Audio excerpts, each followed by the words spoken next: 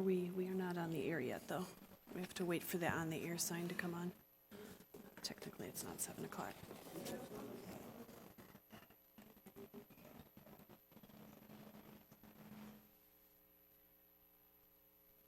All right, so are we set? Good evening. I would like to call to order the regular City Council meeting of January 10th, 2023 at 7 p.m. And our first order of business is going to be the oath of office of Richfield City Council member Sharon Christensen. So Sharon, if you could join Assistant Wynn over at the podium.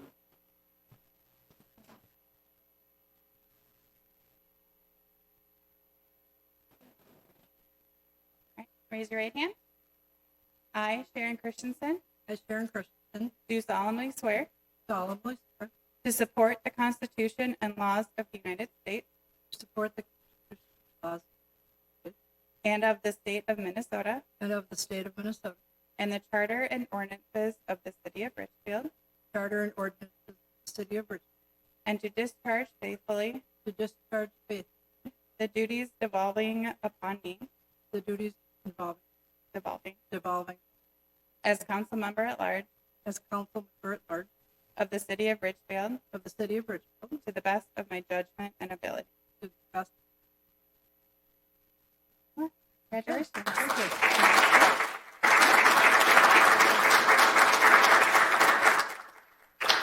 Member Christensen, did you wish to say anything?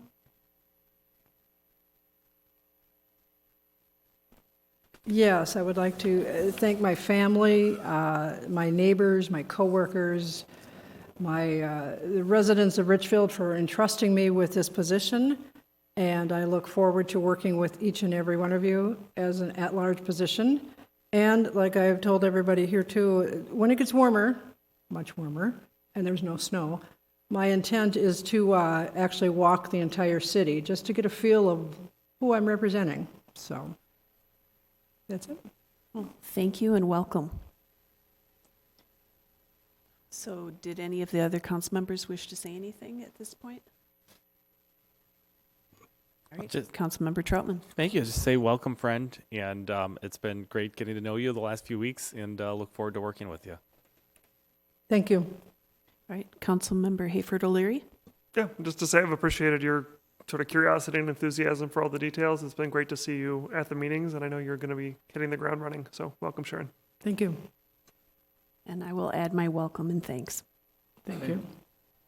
All right, next we have the oath of office for Mary Supple for mayor.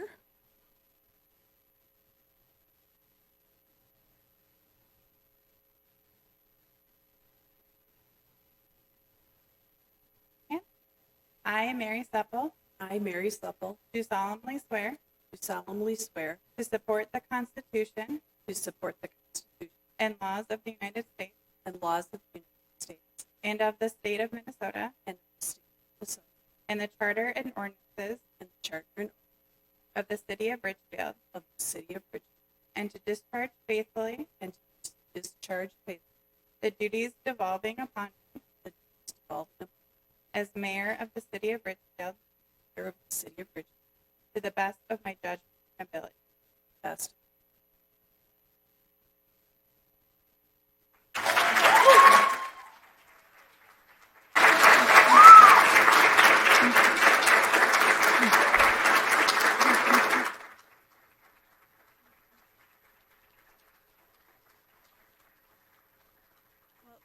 Thank you all for being here tonight, and I'm looking forward to working with the residents and the council and the staff as we come together for Richfield. And we're going to be continuing the work we've already started on affordable housing and equity and sustainability, but we're also going to be moving forward with inclusive economic development and support for our youth. Richfield has many strengths as a community, which we will use to meet the challenges ahead. And I'm grateful for this opportunity to be your mayor and want to thank all of the many people who helped me get here. Family, mentors, friends, colleagues, and neighbors. We're creating our exciting future together, and I can't wait to see what that future brings. Thank you.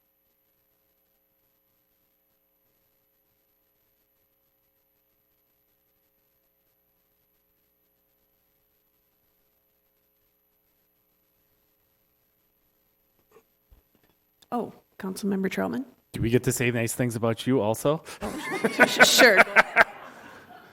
I just want to, we want to say, a really sincere welcome to having you as the leader of our city. It's a privilege to observe your leadership and participate in that. And I'm really looking forward to the years ahead. So congratulations. Thank you. All right. All right. All right. So we'll move on with the Pledge of Allegiance. If you're able, please join us and stand.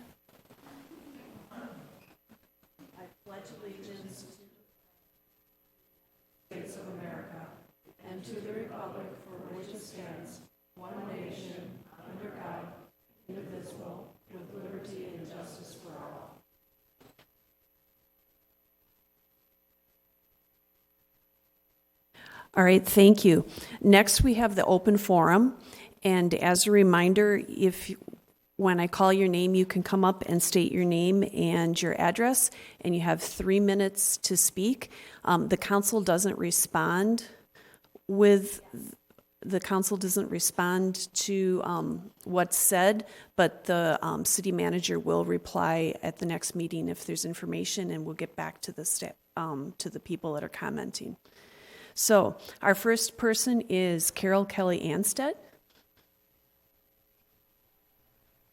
Yep, you can come on up there, and there should be a green light on the microphone if it's turned on. Otherwise, press the button. There we go. Good evening. Thank you very much. Today I stand here as a member of Richfield for Equitable Public Safety, as well as a citizen of Richfield who really wants to make sure that our city is safe for everyone within the community. So again, thank you for giving me time to make this public comment in response to Police Strategies, a report on Richfield police data presented publicly Thursday, November 17th, 2022. We would like to put Police Strategies methodology in perspective. There's feedback. Our apologies. We're working on the sound. Hopefully that won't cut into the 3 minutes. I turned off the mic because it's still.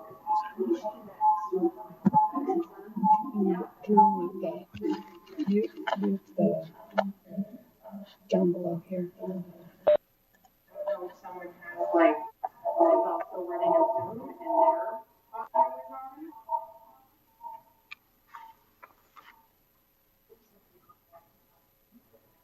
It looks like they're going back to confer with the tech, but it does sound like there's some kind of feedback loop with a electronic meeting.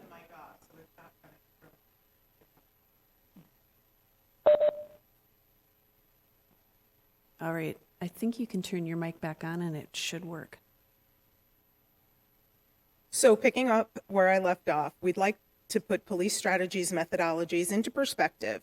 Police Strategies uses activity-based benchmarking, which compares the racial makeup of people involved in certain law enforcement activities to the racial makeup of people involved in other law enforcement activities, as opposed to using the general population for a benchmark. In reality, this method masks potential police bias because it compares racial disparities in police activity to another benchmark that also includes racial disparities.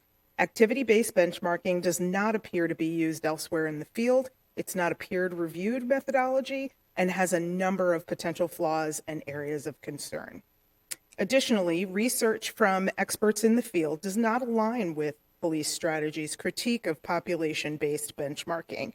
Population benchmarks are helpful as a general rule and are a widespread practice as a first metric.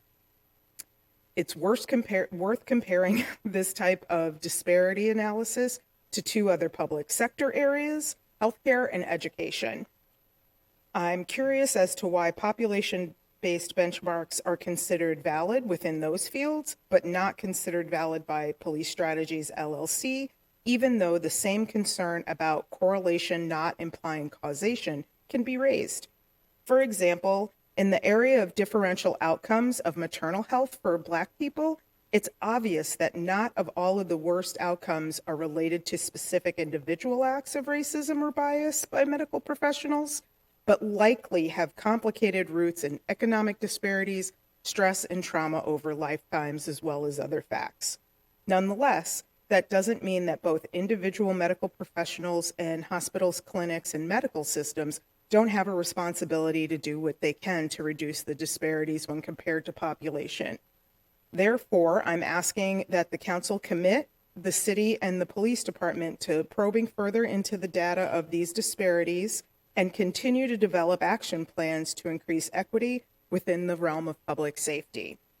So we'd very much like to thank the City Council for the work and preparation that went into the recent public safety work session. We look forward to continuing the work sessions and ask that a date be set for the next session in a reasonable time frame. And then lastly, we ask that the next time an outside agency is considered for data analysis work, the process involves the City Council, is public and transparent in order to continue to build communities and community trust around this topic. Thank you. Thank you. Next, we have Larry Ernster. And just a reminder to please give your name and your address.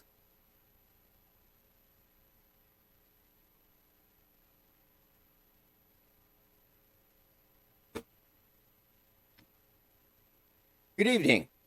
My name is Larry Ernster. I live at 6727 Elliott Avenue South.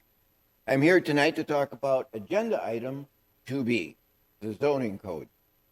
First, let me state that I am against that amendment, and specifically the rezoning of every single-family home to low density. Low density designation allows the building of duplexes or fourplexes on every single-family lot. As a homeowner, I am an investor in Richfield. I like Richfield. However, it appears that the Richfield City Council does not appreciate, like, or encourage home ownership. I will provide specific examples of where and how. This Amendment 2B you are considering tonight would put into motion long-term and long-reaching effects that will change Richfield into something unrecognizable. You want to rezone every single family home to low density so that duplexes and fourplexes can be built in residential neighborhoods. The stated rationale for this is to provide a path to home ownership for lower income people who might want to live in one half and rent the other half.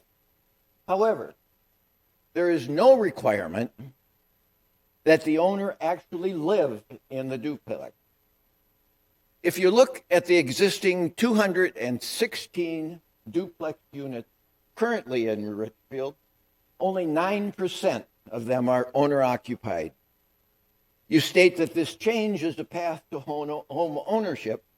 However, all this does is allow developers to develop and leave.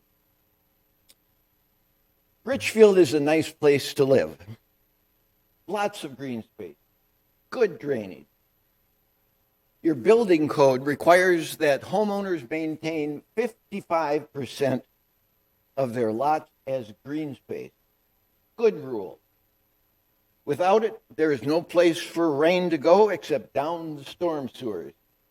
If, as you plan, to reduce the minimum lot size and reduce the setback to 0, where is your green space? Look at what you have already allowed in the monster apartment buildings. Where is the green space? Oh, is it that little green strip of grass in the median in front of Target that the city maintains and the developer has no responsibility? And don't get me started on parking issues. Your stated goal is to increase density not support home ownership. To increase density, you plan to bring in more high-density housing, or what the 2040 comprehensive plan calls missing middle housing. You intend to bring in more duplexes, fourplexes, stacked triplexes, and even bigger rental units. All this starts with your approving your rezoning amendment 2B that is on the agenda tonight. I vote that you kill that amendment. Thank you. Thank you.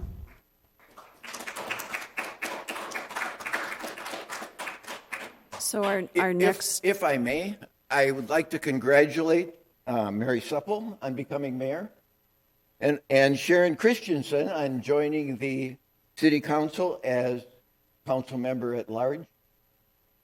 And I ask that you both bring fresh eyes and an open mind to the problems of your citizens in Richfield. Thank you. thank you. Our next speaker is Mary Best.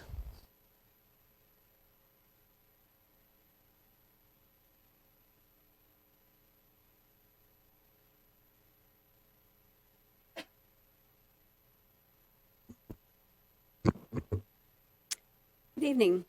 My name is Mary Best. I grew up in Richfield and lived at 6727 Elliott for 48 years. I'm here to talk tonight about agenda item 2B, the zoning. I've noticed that the Richfield City Council regularly makes its intentions hard to understand.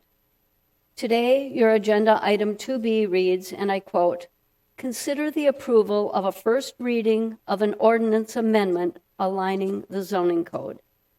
No one knows what that means. You need to be honest with your citizens. Tell us, we want to rezone your home so it can be converted into a duplex. That homeowners would understand. You claim to have citizen buy-in to this plan because the city funded a visual preference survey which showed different types of duplexes and asked which ones would be preferred. You got 130 responses. It was a duplex beauty contest. Nowhere in that survey did you declare the intention to rezone every single family lot in Richfield. You, as a city council, need to be honest with us. Don't hide your intentions behind jargon, process, or misdirection, and then quietly post your agenda the Friday before the Tuesday meeting.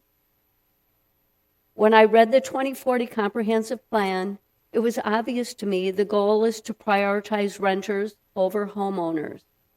You've allowed the building of over 2,000 apartments in 17 complexes with 90 or more units. Plus, there are already 747 single-family homes that are listed as rentals. In total, as of September 2022, Richfield has nearly 9,000 rental units. In a city the size of 7 square miles, isn't that enough? Landlords can tell you the horror stories of how their rental properties were abused. Renters can tell you horror stories about how landlord neglect. You've heard the saying, you never wash a rental car. The same happens to apartments. Renters do not have the same investment in Richfield that homeowners do. Landlords, who are often absent, are focused on profitability, not on the quality of life for their tenants. The result is high-density apartments have more police calls, they require more city services, and place an inordinate burden on the school system and us taxpayers. Larry talked with Ben Whalen about rezoning, and Ben said, Larry's the only one that's concerned. To test Ben's opinion, Larry put a petition out on the Richfield-oriented social media, and immediately there were 134 signatures from Richfield residents, and they immediately responded saying they did not want single-family lots rezoned. Today, Richfield's welcome sign at our border states, Richfield, the urban hometown. That has a really nice ring to it, urban hometown. If you execute your plan to force homeowners out in favor of renters living in high density, you'll have to change Richfield's slogan to building a vertical slum, one apartment complex at a time. Tonight, when you bring up the rezoning agenda 2B, don't rubber stamp that amendment. Consider the concerns of your citizens and their investment in Richfield, and kill that amendment. Thank you. Thank you.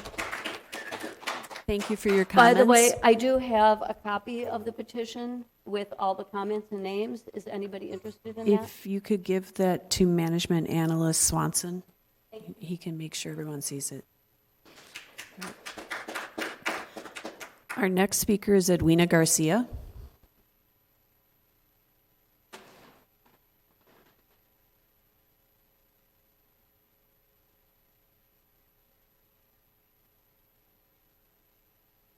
Edwina Garcia, 6908 Fifth Avenue South, the Fifth Avenue named after the candy bar. I said Fifth Avenue named after the candy bar. Those people that are old should remember that. Mayor Supple, I congratulate you, and Council Member Christensen. Mary and I have been friends for many, many years, and I've appreciated her leadership since she joined the council and the HRA, and I've more than really appreciated the fact that she was a teacher.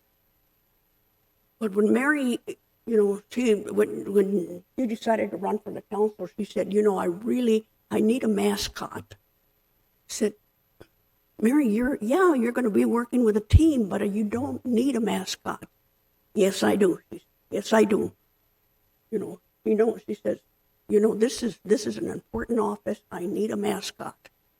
So, Mayor Supple, if you would come here, I'd like to present you with your mascot.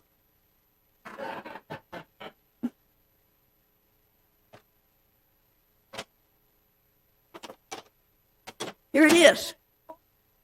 So Mary had a little lamb. Yeah. Thank you. You bet.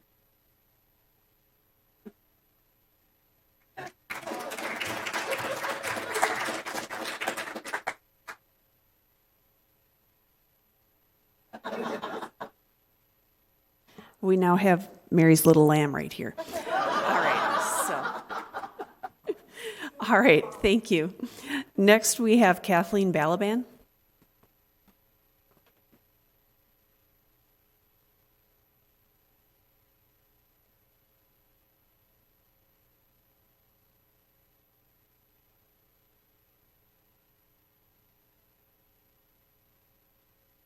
Good evening, council members. Welcome, Sharon, and congratulations, Mayor. My name is Kathleen Balaban. I live at 6526 Stephens Avenue South, and most of you know me very well. I'm here to talk about the housing and the density. Larry and Mary have already spoken to their feelings about it, but what I want to speak to is exactly what they're talking about, density.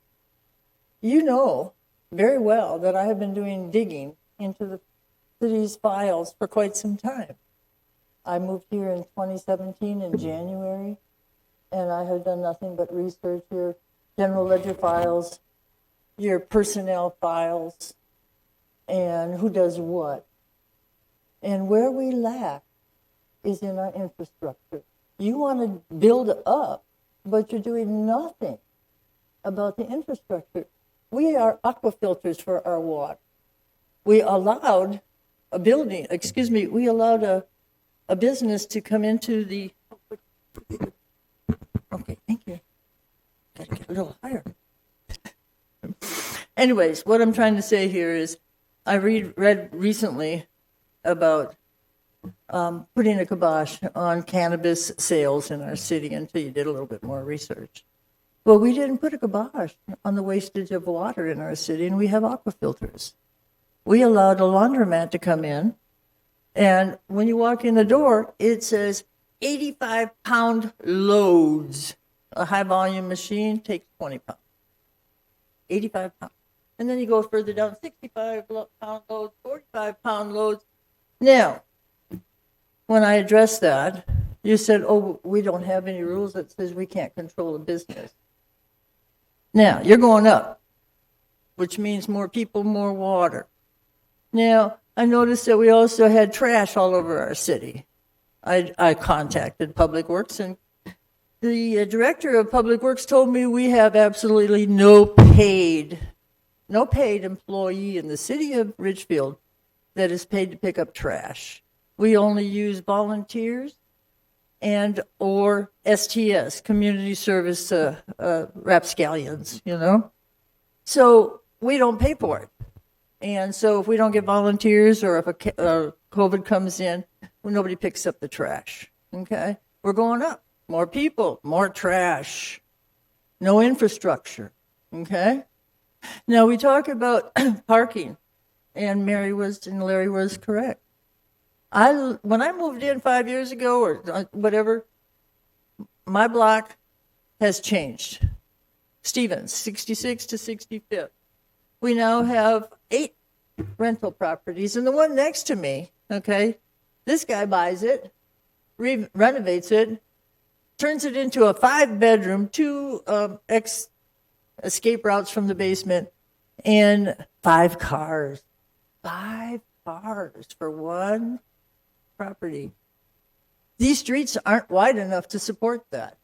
There is no parking on a storm such as we had that will allow that. And when you start adding fourplexes and duplexes, you're adding more cars on the street, and there's no way around it. You can't force them into bicycles. Okay, as much as we might want that, we can't do that. So we have to look at our infrastructure before we can go up. My taxes since I moved in have gone up every single year, and they're going to go up again. All right. So when I looked up your job description, I did that too. City council members are supposed to keep our taxes down and maintain. And it goes into the general ledger fund, and you filter everything into the general fund, okay? That's not good accounting practices when we start looking at it. However, I thank you very much, City Manager, for increasing the finance department employment and getting certified accountants in there. Thank you for hearing my story earlier on. But what I'm trying to say is we have to look at our infrastructure, okay? And we have to look at our staff and what they're doing and how we're spending our money. You know, the budget says we want $100,000 for Public Works for a truck. Well, we have a third-party vendor that we paid $150,000 to take care of our parks. It's called MBO Landscaping. And we have people in our city that need jobs. So look at our infrastructure. Oh, you're coming to the end of your time. Thank you. And I'm against rezoning our property. Thank you. Thank you. Next, we have Karen Kaler.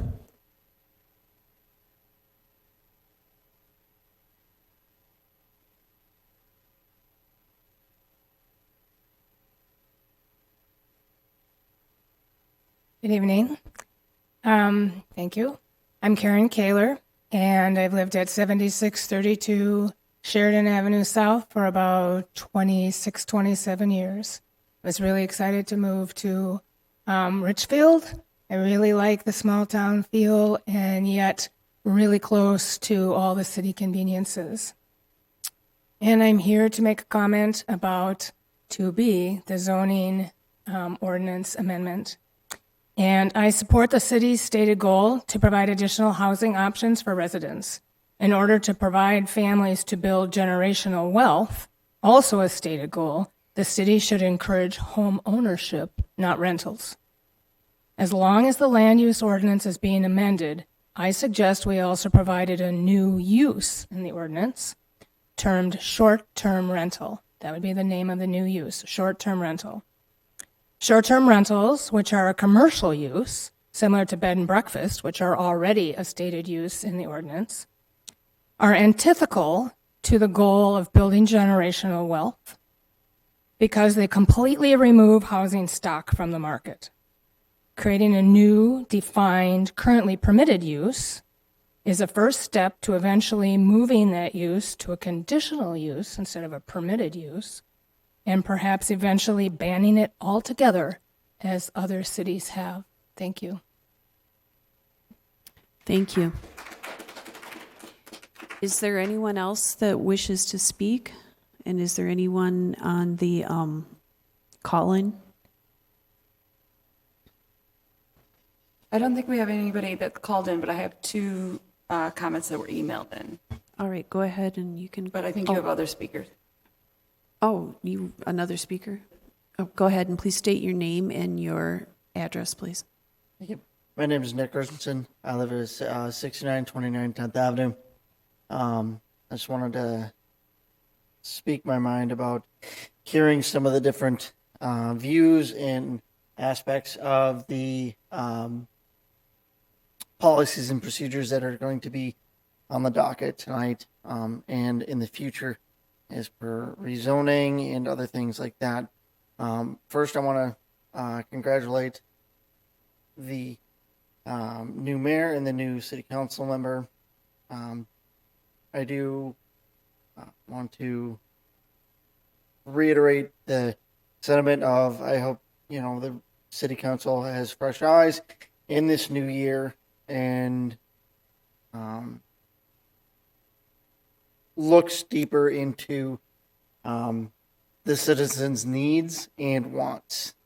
And as per the zoning, there's different layers of it, but I do support the rezoning of the single-family homes in Richfield. Thank you.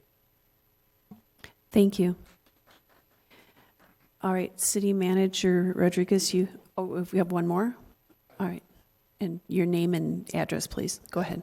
Steve McPherson, 6805 Oliver. I'd like to just say I'm against the rezoning as well. I probably wouldn't have bought my house if I knew that there could be a duplex or, multiple duplex going across from me. I feel like it just kind of brings down property value. I think in some areas, if you want to rezone areas, that makes sense, but not all of Richfield. I think there's a little more thought that could be put into it instead of voting on it tonight, maybe. More information, maybe more time for citizens to get more information to talk about it further. So I just like to say that I don't think it's a good idea. Thank you. Is there anyone else that's here before we go to the comments that City Manager Rodriguez was sent? All right, go ahead, City Manager Rodriguez. Thank you, Mayor. The first email was from Dave Buzicki at 6933 Stephen Avenue South. Its item is the consent calendar staff report number 2. As a single-family homeowner in Richfield for over 40 years, I am opposed to allowing multifamily units in residential neighborhoods. I have bought my houses because I wanted to raise my family in a single-family neighborhood. If the city, for some reason, thinks they should reshape the city, maybe they should buy out the neighborhoods they want to change. On another note, the city is currently having trouble with snow plowing in multi-residential areas. Now we want to create more problems. Richfield's motto used to be a small urban town. We don't need to do whatever Minneapolis does. And then there was a second message that came in. My name is Sam Erickson. I live at 7327 Elliott Avenue South. My phone number is 612. Oh, sorry, we don't need to give that. My comment is for the open forum. Good evening. My name is Sam Erickson. I am a longtime Richfield resident and serve this community as a paramedic. I wanted to be there in person tonight, but I am currently accompanying my daughters to cheer on our Richfield Spartans as they take on St. Anthony Village. My public comment is about the continuation of the Richfield Fire Department policy that requires firefighters to live within 10 minutes of a station. The police handcuffs the council and the mayor to fulfill their pledges on equity and celebrating diversity. I'm sorry, this policy handcuffs. Many of the most diverse neighborhoods in the Twin Cities metro are just outside the 10-minute response window.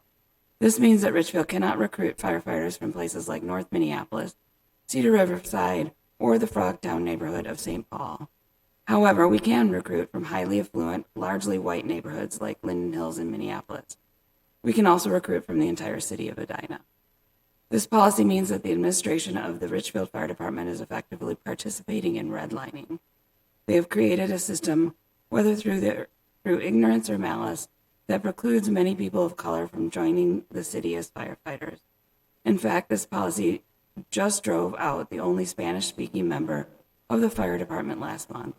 Unfortunately, there are several other high-quality, diverse firefighters who could be lost in the coming months if this rule is not abandoned. I urge the mayor and council to take immediate steps to end this redlining practice and restore Richfield's place in the metro as a local government that values anti-racist policies. Thank you. Thank you. And this is the final call. Is there anyone else who wishes to speak? All right, then we'll move on from the open forum.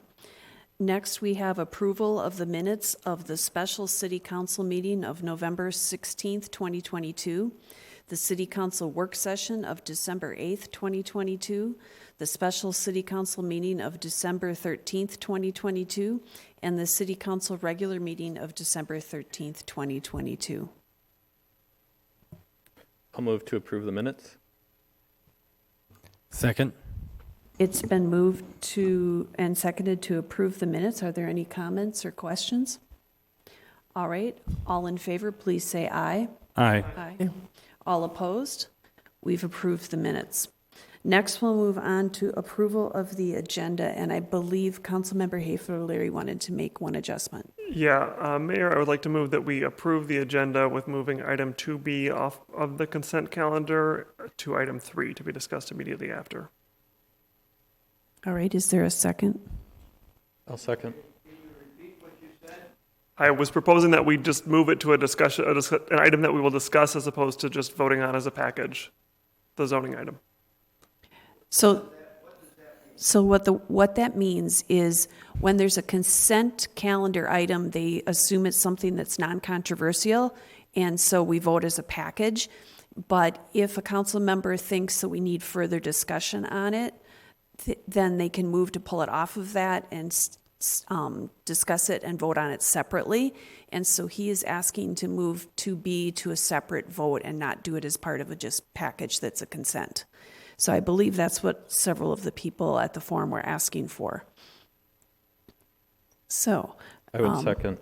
Okay, it's been moved and seconded to approve the agenda, but also move 2B off the consent calendar and be item 3 on the agenda. Is there any discussion? All right, all in favor, please say aye. Aye. Aye. All opposed? All right, we've approved the agenda with that modification. Next, we'll move on to the consent calendar. City Manager Rodriguez. Thank you, Mayor. The consent calendar contains several separate items which are acted upon by the City Council in one motion. Once the consent calendar has been approved, the individual items and recommended actions have also been approved. No further council action on these items is necessary. On tonight's consent calendar is item A, consider a resolution designating an official newspaper for 2023. Item B has been removed from the consent calendar, will be considered separately. Item C, consider approval to designate an acting city manager for 2023. Item D, consider the designation of a mayor pro tempore for 2023. Item E, consider adoption of the resolution authorizing the city of Richfield to enter into Minnesota Department of Transportation Agency Agreement number 1052132 for federal participation in construction to allow MnDOT to act as the city's agent in accepting federal aid in connection with transportation projects. Item F, consider the adoption of a resolution authorizing the mayor and city manager to execute cooperative construction agreement number 1050958 between the city of Richfield and the state of Minnesota Department of Transportation for construction of the I-494 Airport to Highway 169 Project 1.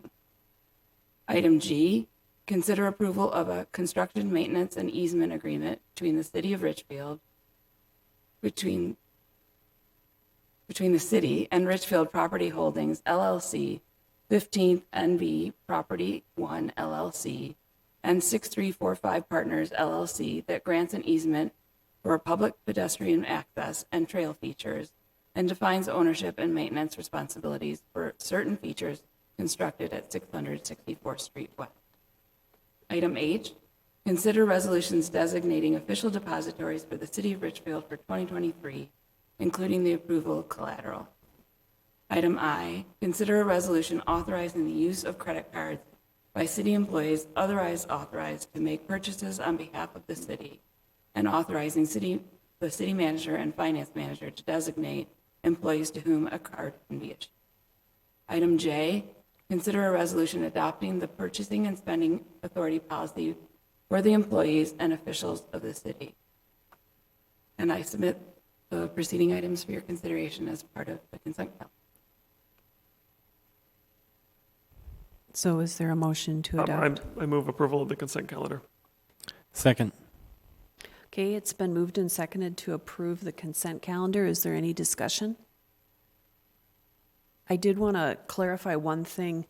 In item F, when it talks about how much the city is going to be paying for various bridges and things, there's no mention of the Chicago Avenue pedestrian bridge, and so I did inquire, and MnDOT's paying for the entire thing, and the city is not kicking in for that. So I just wanted to clarify for that. All right. Any further discussion? All in favor of approving the consent items, please say aye. Aye. All opposed? We've approved the consent items. Now we have pulled item 2B from the consent calendar, and so I'm going to let Councilmember Hayford or Larry present that at the moment. Thank you. Thank you, Mayor. This item is to consider the approval of a first reading of an ordinance amendment aligning the zoning code with the comprehensive plan, eliminating the two-family residential MR1 zoning district, and amending the single-family residential district. And before I go further, I just want to clarify, since there are audience members interested in this topic, the reason this is on consent calendar is because it's the first of two readings. So generally, there's a vote on this, and that's just to have the second and final vote in the future. So if this passes tonight, that means we will vote on it again likely at the next meeting, at a future meeting. If you have concerns or ideas, you can reach out to us at any time between the meetings. Okay, so I'll go ahead and just read part of this. State statute requires the city evaluate and revise our zoning code to ensure that it does not conflict with the comprehensive plan. In the 2040 comprehensive plan, the low-density residential category allows for the mixture of single-family detached and attached units, such as duplexes and lower-density townhomes, up to a density of 7 dwelling units per acre. Current zoning regulations prohibit the creation of new single-family lots at the upper end of this density limit, and two-family dwellings are only conditionally allowed on arterial and collector streets. To align these two documents, the proposed ordinance would eliminate the two-family residential zoning district and instead allow two-family homes by right in the R district. The R district name would be changed from single-family residential to low-density residential.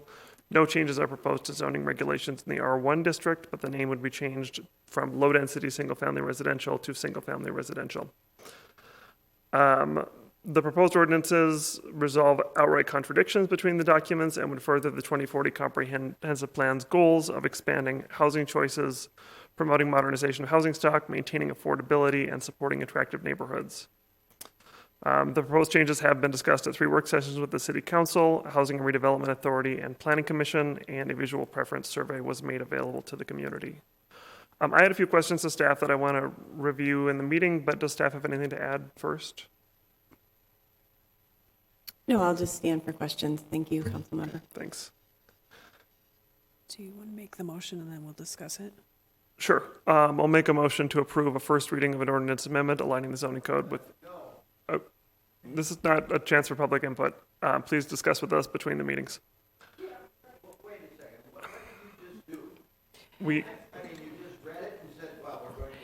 Sir, this is not a chance for public input at this point. What's happening is he'll make the motion and then there will be discussion. So the council has not discussed this yet. So we're going through the procedure of putting it on the floor for discussion. So if you could go ahead, please. Thank you, Mayor. I will move to approve a first reading of an ordinance amendment aligning the zoning code with the comprehensive plan, eliminate the two-family residential MR1 zoning district, and amending the single-family residential district. All right, is there a second? I'll second. All right, it's been moved and seconded. Now we have questions and discussions. Are there any people on the council that have any questions that they would like to ask of staff, or discussions or statements they'd like to make? All right, Councilmember Whalen. I just want to clarify a few bits of misinformation. Fourplexes were mentioned. That is not included in here at all. And the 0-foot setback is only if the buildings on two lots are literally like share a wall. The normal setbacks are still in place. And I also just want to make a point that this change was made in other cities. They have not seen drastic, like tons of duplexes or triplexes being built.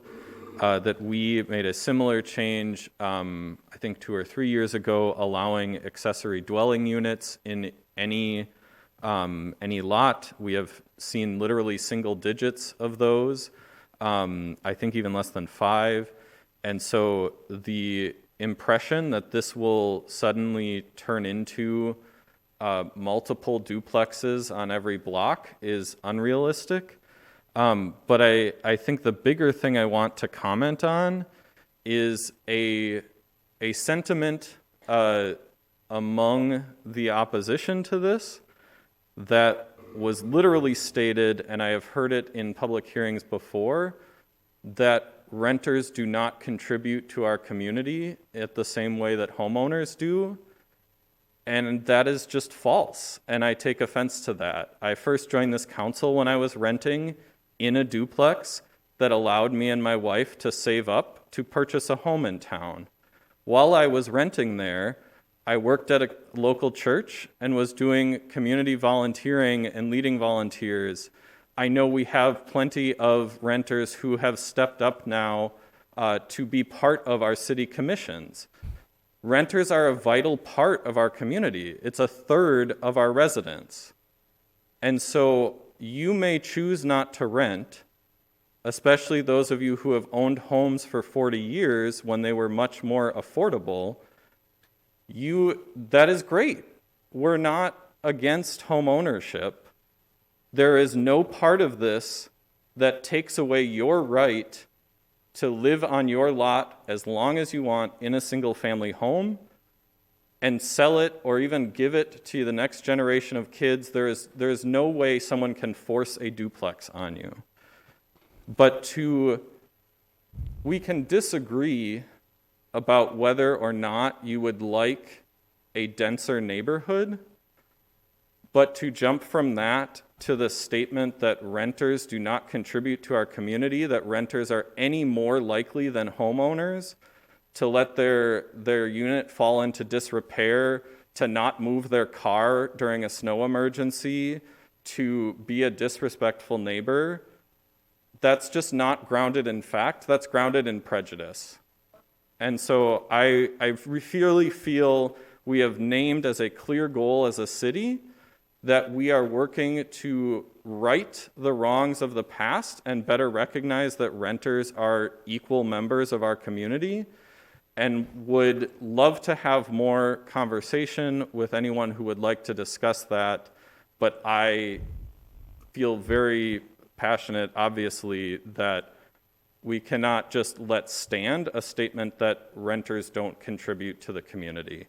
If you don't want to live next to a renter, that is your choice. If you don't want to rent yourself, that is your choice. But renting is a key part of people having shelter. And again, this is not a time for public comment. I'll pass it off to other council members. All right, is there someone else that wishes to address? So I have more Go specific ahead. questions. Maybe if there are other bigger picture things or clarifications, I want to make room for that first. All right, Councilmember Troutman. I think I'll just mention quickly, because there are a lot of comments and people that want to talk about this further in the audience, and I'll just say, you know, like I say to everybody that comes here, it's not always comfortable to come and speak into city council, and it's not always clear what the rules are, And so to clarify that if we're not responding to any particular comment, it's not out of offense. And I'll just personally commit to staying afterwards to talk. We're not actually voting for or against this motion today. It's going to come up in 2 weeks again. And I'll also, if you don't want to do that and wait understandably for an hour and a half till the end of this conversation, our phone numbers, my email's on the website, and so I will just personally make time to be available for that. As I understand it, I am in support of this motion. I do think that as someone who has been a homeowner in Richfield and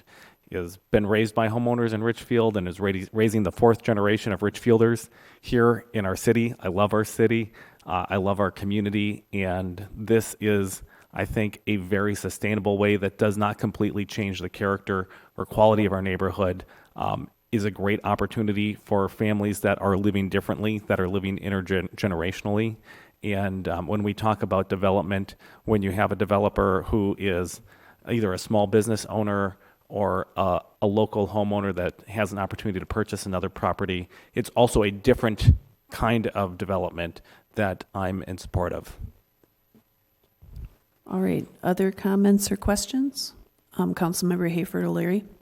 So yeah, to say I agree with the supportive comments about this. I'm glad that we're here. I think staff could have brought us just the bare minimum of slightly changing what's allowed of the density of the single family homes, and we went beyond that to achieve our goals of greater affordability.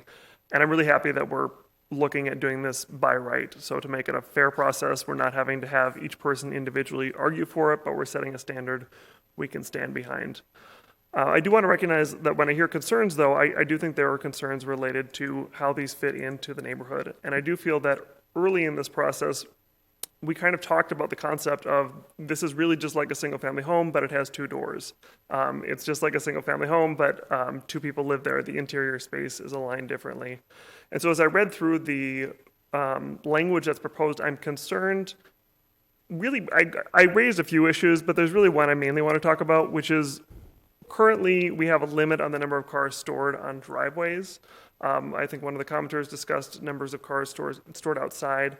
That language says 4 cars per unit can be on a driveway. And with that language unchanged, that means that a duplex could have 8 cars in the driveway, which is a really significant increase and I think has a really potentially negative visual impact on neighbors.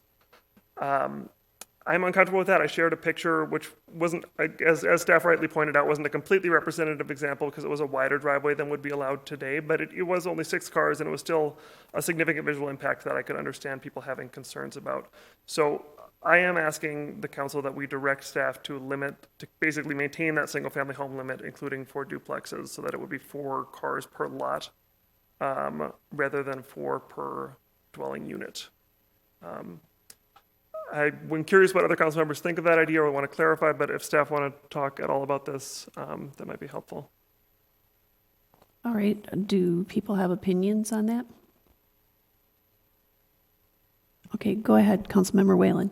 I just wanted to ask a clarifying question of staff for this point. Is that in addition to any garage stalls? Is that only, whether it's 4 or 8, is that number specifically to outside on a driveway? Councilmember Whalen, yes, that's correct. Cars stored within a garage would not count toward that limit. All right. Other comments or questions? Councilmember Troutman?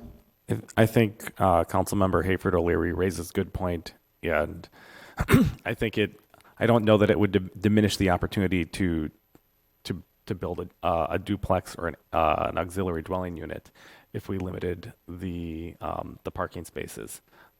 So I don't think that would inhibit the intent of what we're trying to do with the density. Oh, that's a little better.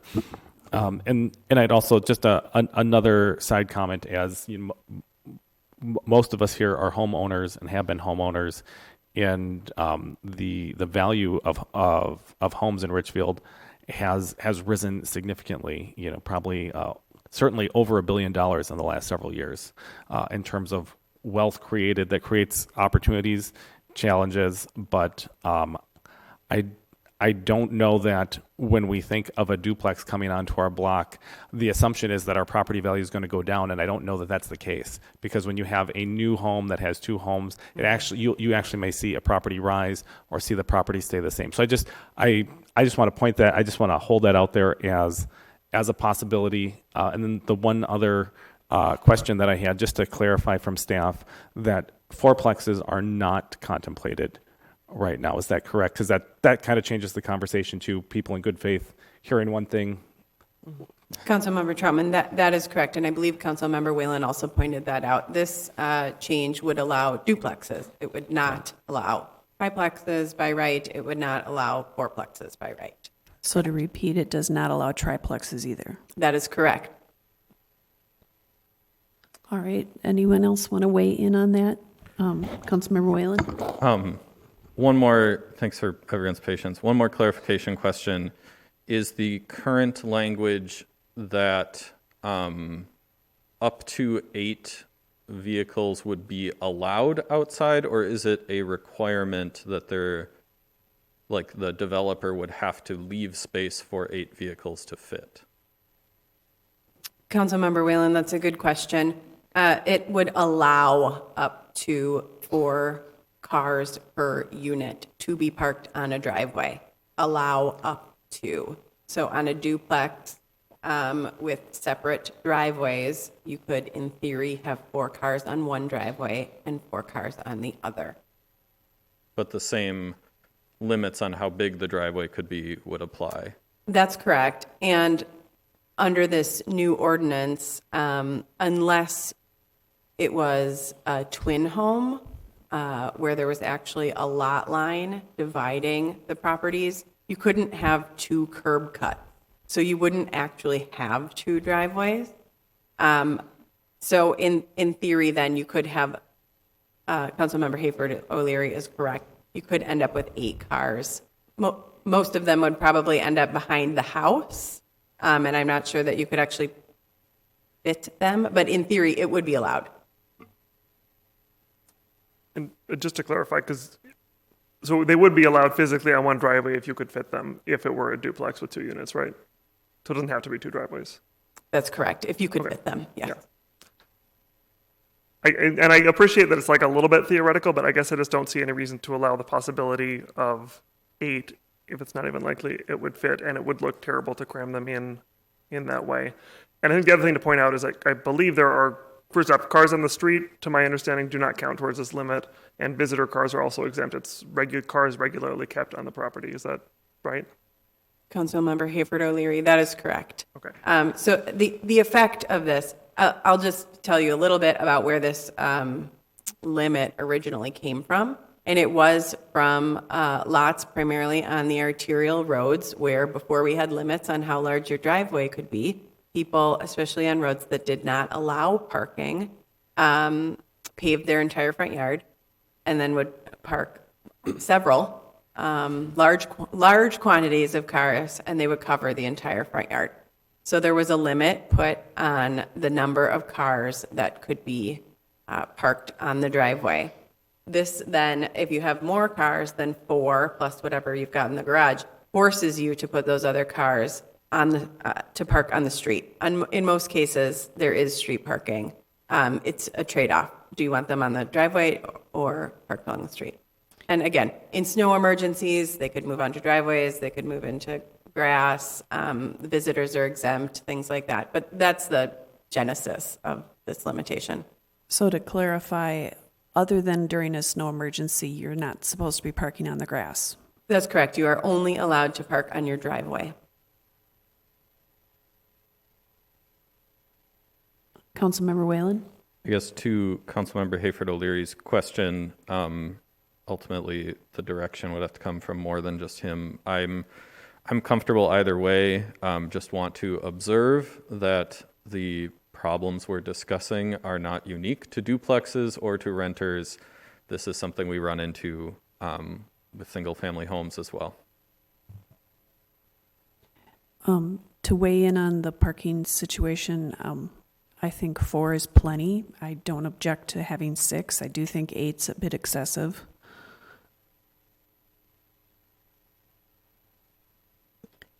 Okay. Councilmember Christensen, did you have anything to add on this, or?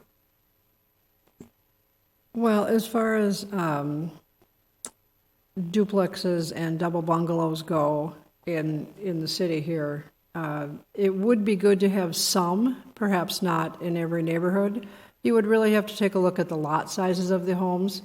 In my particular home that I've recently moved into last year, the lot would have attributed a double home, not a duplex, but a double bungalow, a side by side. And at this time, that there was no ordinances saying, there was an ordinance saying that in my neighborhood we couldn't do that. So just a few blocks away, there's a lot of them on Nicollet Avenue, Chicago Avenue, a lot of those places. So they really have to look at the sizes of the lots, and as far as parking goes,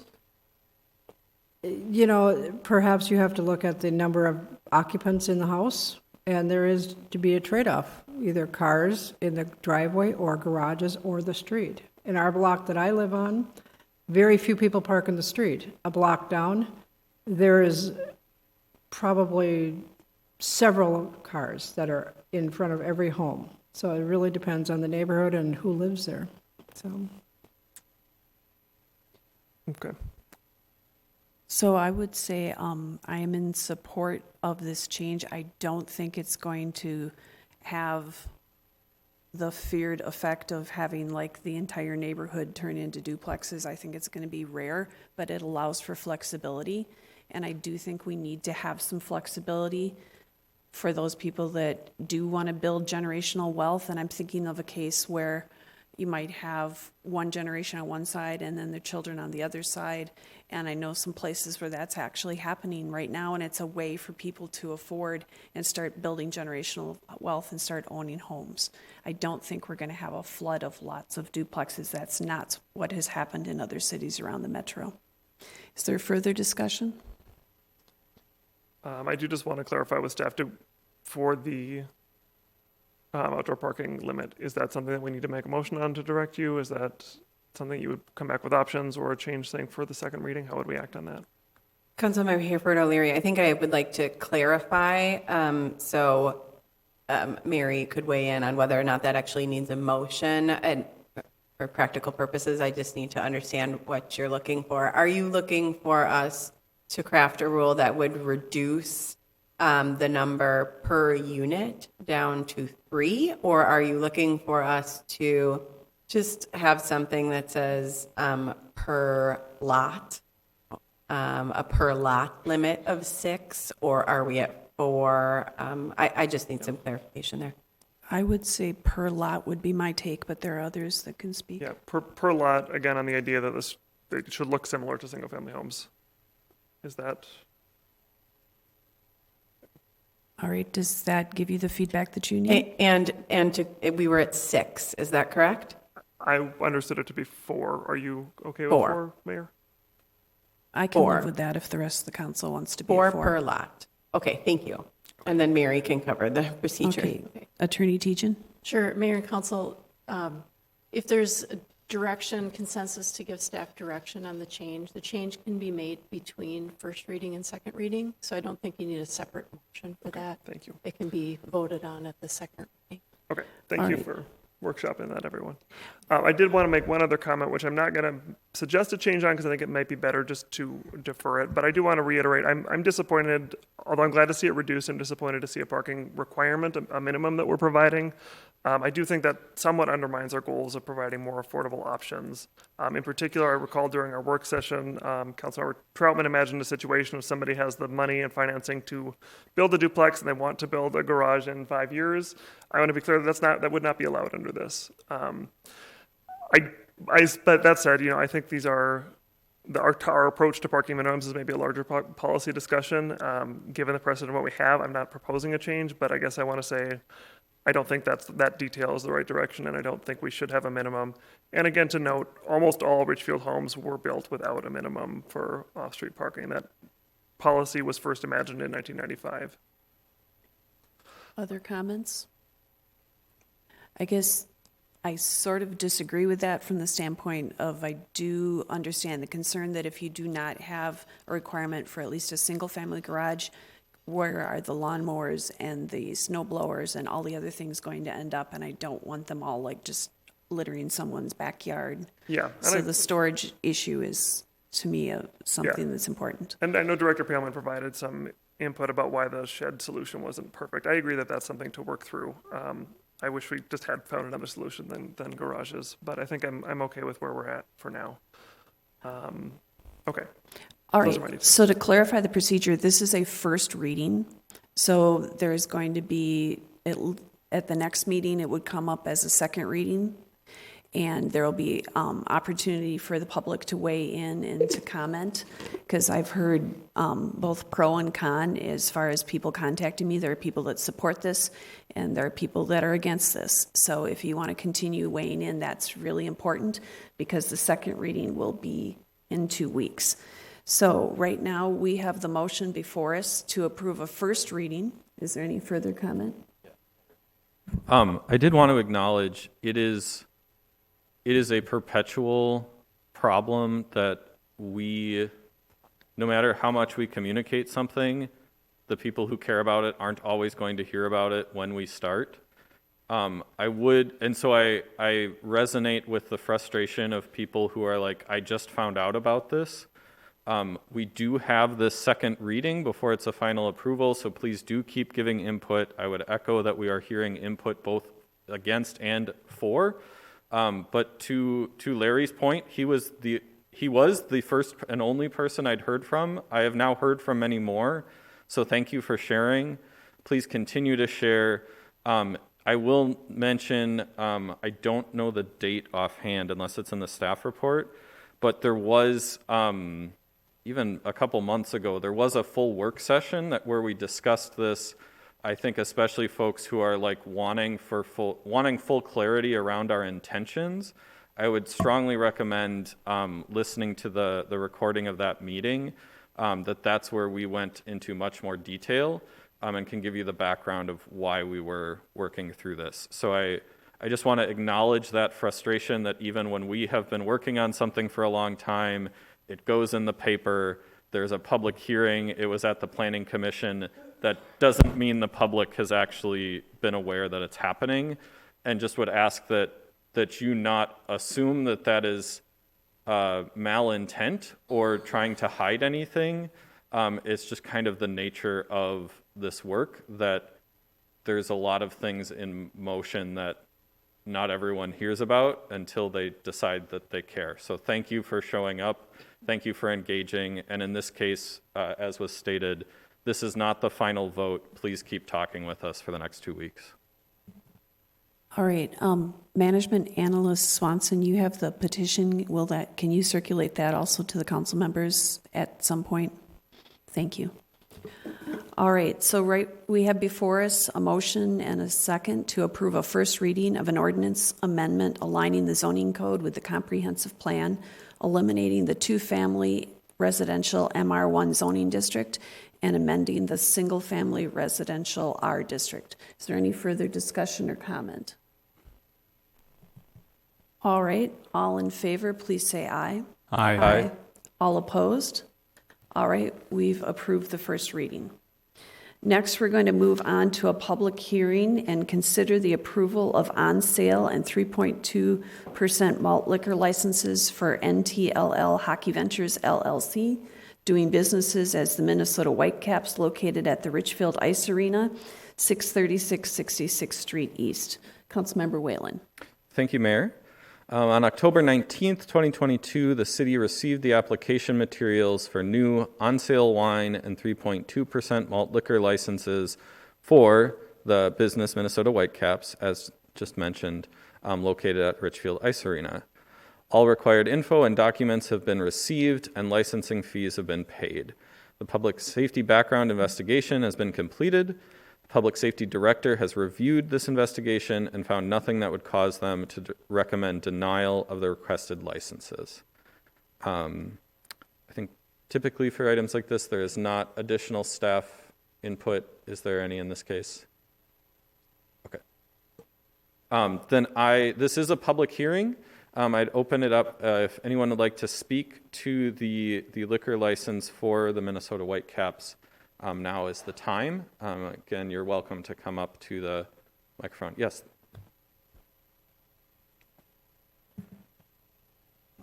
And again, please state your name and address. Yeah, Kent Garner, 7214 Park Avenue. Just a quick question on the liquor. Did the previous group that was using it also have a liquor license, or was this a new request? We had a hockey team in there before. Does staff have the answer to that?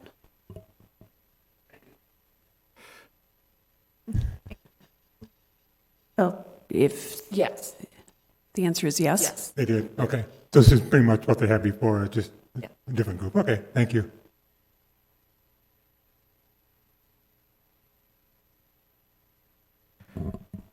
One more time I'll ask, is anyone here in person to speak for the public hearing? Yeah, welcome.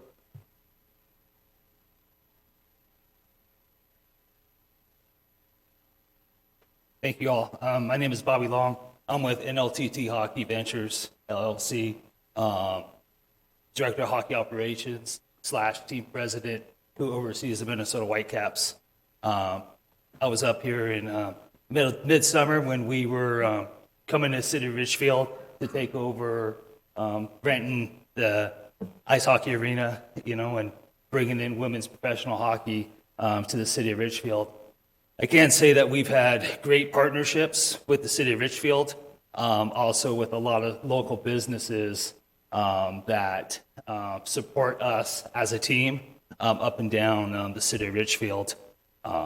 We buy, all our post-game meals that are from local restaurants here in Richfield. Protagonist, I think I'm pronouncing it right, a great sponsorship with us. Frenchman's Club, great sponsorship. Pizza Luce, great sponsorship with us. So for us to be here, we're very excited, to be here. We bring in roughly, on any day of practice, we only have one player that actually lives in the city of Richfield. And she lives like 5 minutes from her house, from the rink and next to her parents.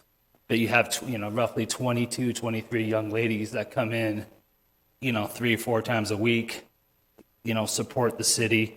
And then the fans, the fan base that we come in, for our games.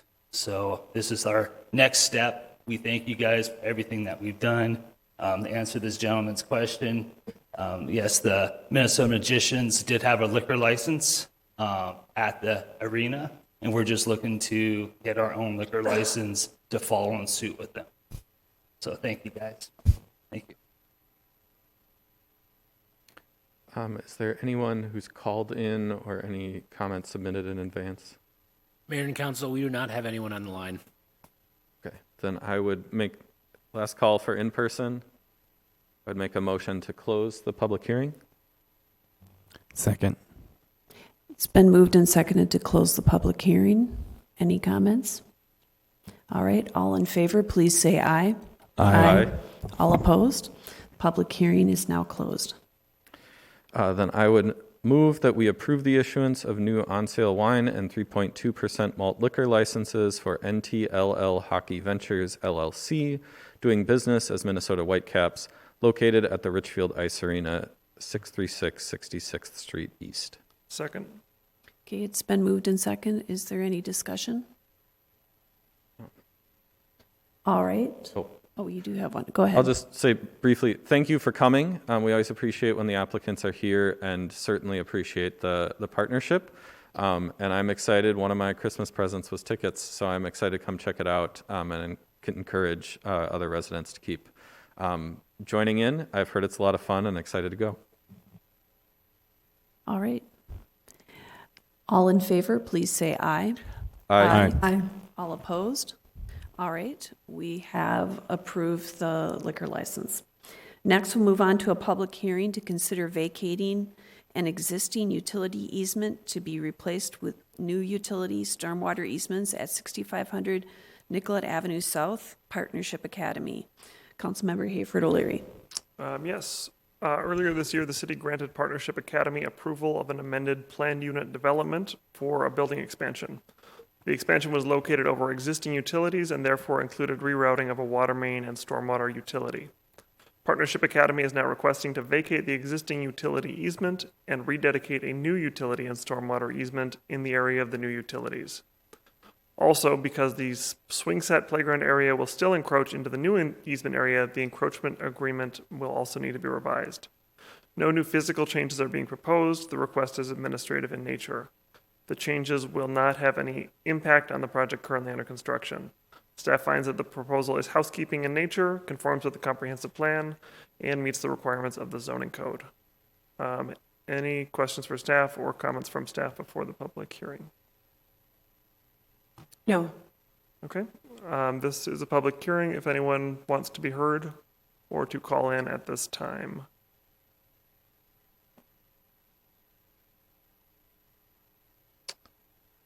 All right, I'll move we close the public hearing.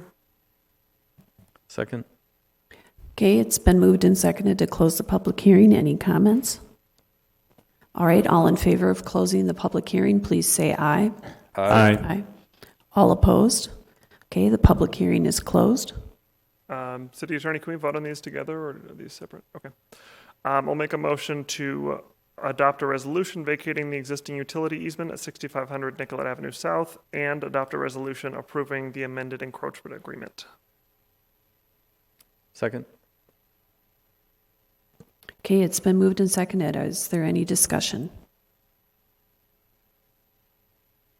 All right, all in favor, please say aye. Aye. All opposed? All right, we've adopted both resolutions. Next, we will move on to a public hearing and consider to approve the renewal of the 2023 pawnbroker and secondhand goods dealer's license for Metro Pawn and Gun Incorporated at 7529 Lindale Avenue South. Councilmember Troutman. Thank you. This is a public hearing to consider and approve the renewal of 2023 pawnbroker and secondhand goods dealer license for Metro Pawn and Gun, located at 7529 Lindale Avenue South. On November 3rd, 2022, the city received the application for the renewal of pawnbroker and secondhand goods dealer license for Metro Pawn and Gun, Inc., located at 7529 Lindale Avenue South, and all required information and documents have been provided, and all licensing fees have been received. The Public Safety Director has reviewed the background information and attached documents and approves of its contents and sees no basis for denial.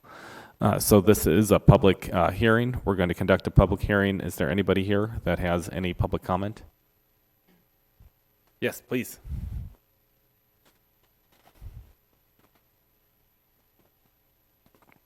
Thank you, and please state your name and address. Yes, good evening. I'm Mark Nichols. I'm the owner of Metro Pawn and Gun, and this is probably my 26th appearance before the council. I'd just like to show up to pay my respects to the council and to be, I don't want to be an unknown quantity. If an issue arises, I'd like you to know who I am and you can get a hold of me. I'm 65 years old. I'm going to be 66 in a couple of months. This is John Kuntz. He's also in your staff report. He's been my manager for 20 years, and there will be continuity. I mean, the store's going to operate just the same after I retire as it does now, and Mr. Kuntz will probably show up every year, and we're not trying to take up your time. We just want to have you be familiar with us in case you need to talk about it. And if there's any questions, either he or I would be happy to answer them now. If not, we will sit back down. No, I just want to say thank you for coming. And I think last year we only saw you on Zoom, so it's good to see you. Yeah, it's good to see you in person. Thank you. Thank you. Congratulations, Madam Mayor. Thank you. All right, this is a public hearing. Are there any other public comments? Anybody online? Mayor and Council, there's no one online. All right, then I would move we close the public hearing. Second. Okay, it's been moved and seconded to close the public hearing. Are there any further comments? Okay, all in favor, please say aye. Aye. All opposed? The public hearing is closed. Thank you. Then I would move that we approve the renewal of the 2023 pawn broker and secondhand goods dealer licenses for Metro Pawn and Gun Inc. at 7529 Lindale Avenue South. I would entertain a second. Second. Okay, it's been moved and seconded. Is there any further discussion? I did want to say thank you again for coming in. I know you've worked well with our public safety department to make sure that everything is secure. Thank you. We'll pass that on to them. Any further discussion? All right. All in favor, please say aye. Aye. All opposed? All right. We have approved the license. Next, we will move on to the second reading of a proposed ordinance amendment modifying the zoning code in relation to landscaping requirements. Councilmember Whalen. Thank you, Mayor. Recent redevelopment projects and a comparison to other cities show that the city's current planting requirement of 2 trees per multifamily unit is unreasonable and largely impossible for any development to meet.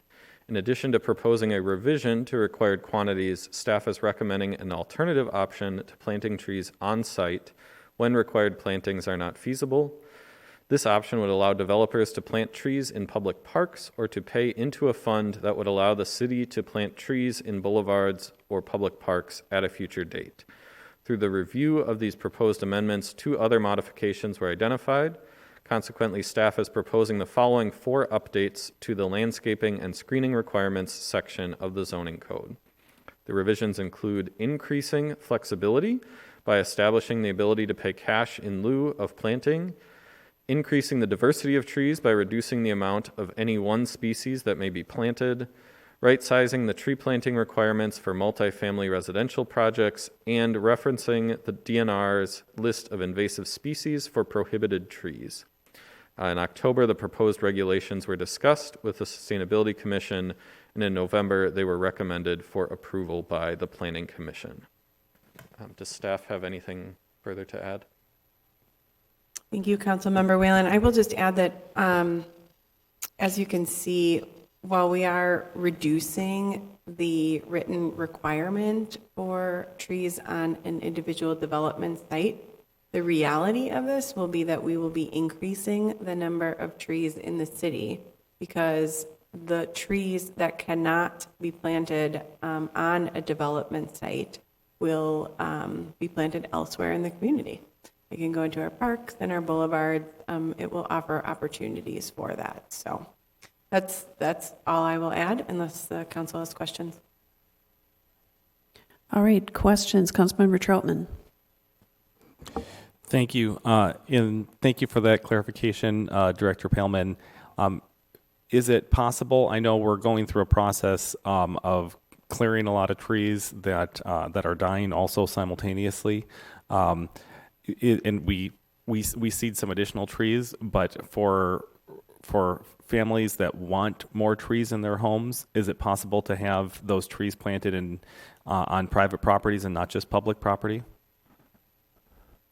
Councilmember Troutman, that's a good question. The way the ordinance is written, this would allow developers to contribute to a fund that would allow the planting in public areas, parks and boulevards. It would not allow us to, although it could potentially free up funds that Parks and Rec and Public Works now use for trees to allow us to seed that program.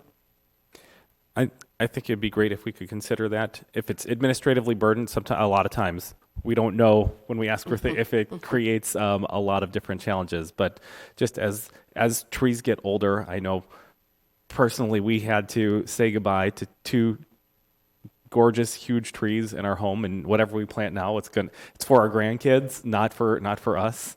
But just a thought. Thank you. Councilmember Hayford O'Leary. Just in response to Councilmember Troutman's comment, I guess I would point out we do have a lot of boulevard space that is not planted currently, so additional funding for that certainly seems helpful and benefits private property owners, even if it's not on their property. But I did want to say first off, I really appreciate staff including this table of how dramatic the requirements were and how absurd, like particularly looking at Enclave, where it's this very tight downtown site. It's supposed to have 318 trees. So I think this is a good direction. I did just have two things I wanted to clarify. One, there's been talk about like a tree protection ordinance. Is this in lieu of that, or is this in addition to that potentially happening in the future, or being required to work around legacy trees or things like that?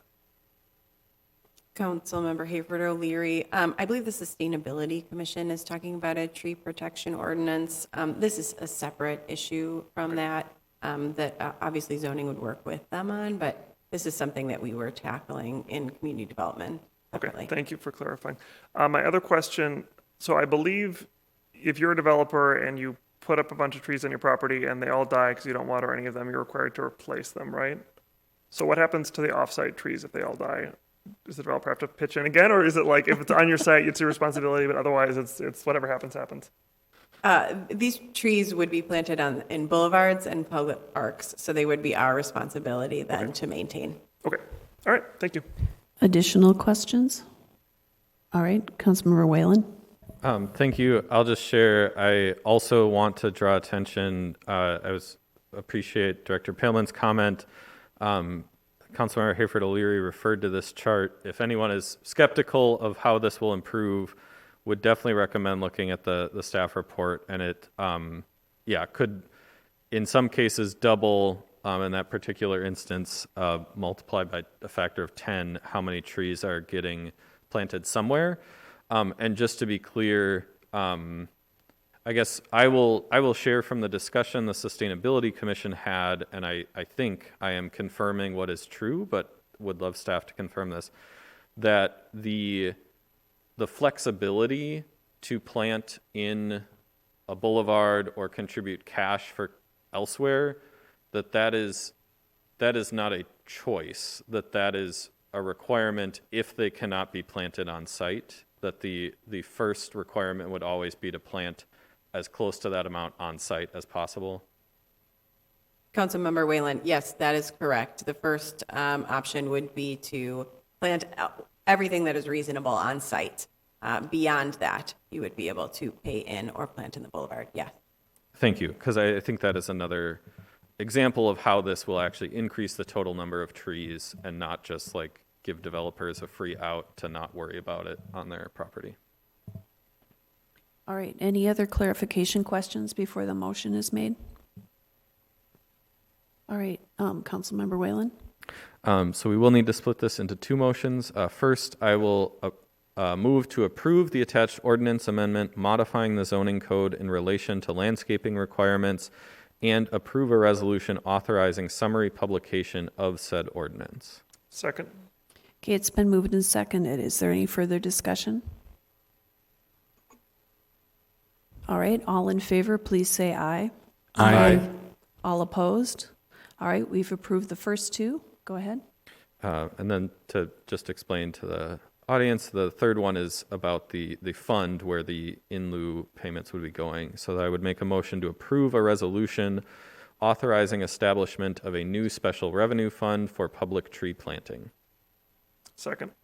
Okay, it's been moved and seconded. Are there any further comments? I know that one of the speakers earlier tonight was talking about wanting to make sure we had clear funds and things, so I'm thinking that this is a step in the right direction. All right, all in favor, please say aye. Aye. Aye. All opposed? All right, we've approved that authorization. Next, we're moving on to consider the City Council's approval of the mayor's appointment of Housing and Redevelopment Authority commissioners, consisting of Mary Supple and Sean Hayford O'Leary. Councilmember Christensen. Thank you, Mayor. On December 13th, 2011, the City Council established by resolution that the public's interest is best served by having a composition of 2 appointed council members and 3 mayor-appointed citizens serve on the Housing and Redevelopment Authority, the HRA. As of January 2nd, 2023, there are 2 openings on the HRA, both council, due to the following. Maria Reagan Gonzalez appointed to the HRA as a council member and term expired on January 2nd, 2023, coinciding with her term on the city council. Mary Seppel appointed to the HRA as a council member and term expired on January 2nd, 2023, coinciding with her term on the city council. Council members were given time in December to submit interest for the positions, and the mayor has the authority to appoint members to the HRA subject to the city council's approval. Is there any comment by the staff? No. Seeing none, I make a motion that approve the mayor's appointment of 2 members of the city council as HRA commissioners commencing January 10th, 2023, and expiring at the end of the respective current term on the Richfield City Council. So move. Is there a second? Second. Okay, it's been moved and seconded. Is there any discussion? I do want to thank all of the council members that did apply for the openings. Appreciate that. All right, if there's no further discussion, all in favor, please say aye. Aye. Aye. And all opposed? All right, thank you, and welcome Councilmember Hayford O'Leary to the HRA. Thank you, Mayor. Next, we're going to move on to consider representatives to serve as the 2023 liaisons to various local, regional, and state organizations and city boards and commissions. Councilmember Christensen. Members of the City Council serve as the city's representatives on various local, regional, and state organizations and city boards and commissions. Each year, the City Council appoints these representatives. Moving that to designate City Council liaison appointments to various local, regional, and state organizations and city boards and commissions. So move. I'll second. Okay, it's been moved and seconded. Is there any discussion? All right, all in favor, please say aye. Aye. Aye. All opposed? All right, we've appointed the people to the various commissions. Thank you. Next, we'll move on to the city manager's report. Thank you, Mayor. I do just want to thank Administrative Assistant Kelly Wynn, who she leads that process for the commission recruitment, and sets up all the interviews, and it's a lot of work. I want to take the time to thank her. I want to congratulate Mayor Seppel and Councilmember Christensen, and my welcome. And then at the November 22nd council meeting, a resident, Kelly Clem, came. He lives at 7245 Clinton Avenue South, and he is frustrated because he has vehicles that he parked on the street as part of his home business, and a neighbor is continuing to call to complain that he is violating the parking, and he's allowed to have the cars parked there, but not for more than 8 hours. He had suggested that the code be amended where if a complaint has been reported, the resident or owner of the vehicle has an opportunity to contact enforcement to confirm that it's owned by the resident of the property and is operable, licensed, and insured to the property owner where it is parked. Then the city can further ignore future complaints against the owner without having to show favoritism toward one party or another. So the purpose of the 48-hour limit is to keep parking spaces fluid, and so that they're available for residents, their guests, for businesses. And another reason to have that in place is because we are very near the airport, and we don't want people to be parking their cars for long periods of time. It also allows public safety to remove any abandoned vehicles. Staff does not recommend any changes to the current ordinance, and I have not heard from council on any to consider future changes. Thank you. Is that anything else for your report? All right, now we'll move on to claims and payroll. I'll move claims and payroll. Second. Okay, it's been moved and seconded to approve the claims and payroll. Is there any discussion? All right, all in favor, please say aye. Aye. All opposed? All right, we've approved the claims and payroll. Next, we'll move on to hats off to hometown hits, and we'll start with Councilmember Whalen.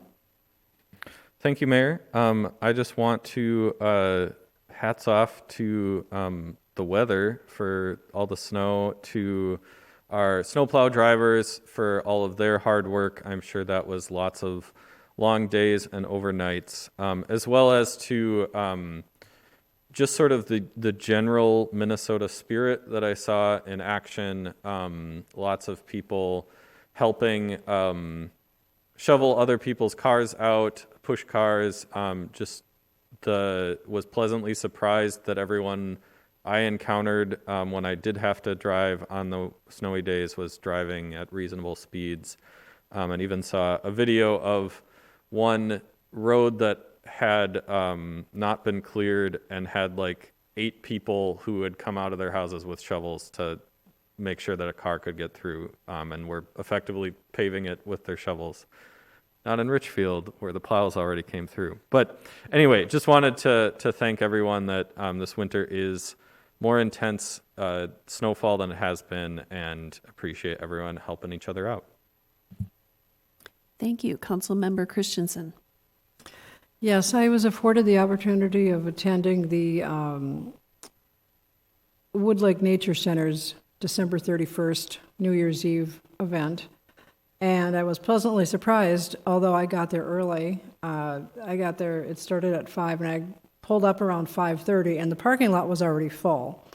So I thought, okay, so I'll just park on the street. So I parked several blocks away, and I too appreciate the plowed streets and the plowed sidewalks to get there, because it was a very pleasant evening weather-wise, and it was a very enjoyable time to do that. I'd heard recently that there was over 1,900 people there that from all over the place that were enjoying the trails there. And I thought maybe I know some people, or I didn't know anybody there. I didn't recognize anybody. And that was good in a way, because you see a lot of people from other communities that came into this event. The lines were quick getting in, and the trails were perfectly groomed, and it was a very pleasant evening, a very nice way to spend an early New Year's Eve. So hats off to the staff and the volunteers and the sponsors for this event. Thank you. Councilmember Hayford O'Leary. I do not have any items tonight, but I hope everyone had a happy new year. Thank you. Councilmember Troutman. Thank you, Mayor. Quick hats off to all our volunteers in the city, to all our new commissioners, and everybody. It's hard to overestimate how much our city runs, because people care and show up and give their time. And very specifically, the Chamber of Commerce this morning, we were talking with Steve Schneeberger, who is taking leadership in the Red, White, and Blue Days, and we have a lot of folks that are returning, but a lot of folks that are new to that board. And for those that love Red, White, and Blue Days and love the 4th of July and love coming out to the parade, the amount of work and effort it takes is extraordinary. And so I just want to take my hats off to them. They also said that they're fundraising now. So after having been disrupted for the last several years, they really need community support, small business, corporate sponsors, folks who have given in the past. If you've ever given, please consider giving to Red, White, and Blue Days. And if you enjoy it, consider making a contribution. And if you love it, volunteer for it. Thanks so much. Thank you. I wanted to go back to something that was on the consent agenda and thank Councilmember Troutman for agreeing to serve as the mayor pro tem anytime that I'm not available, and that is an important job, so thank you for stepping up for that. And I also was going to talk about the snow plowing, so kudos to the Public Works Department for the fabulous job that they do. Yesterday was Law Enforcement Appreciation Day, and so I want to do a shout out and a thank you to our law enforcement community for all they do to keep us safe and help us in our time of need.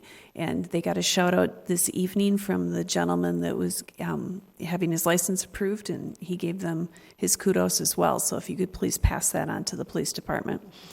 And then finally, we received a stack of essays from the fifth graders at the STEM school, and they had fabulous ideas of what they would do if they were mayor for the day.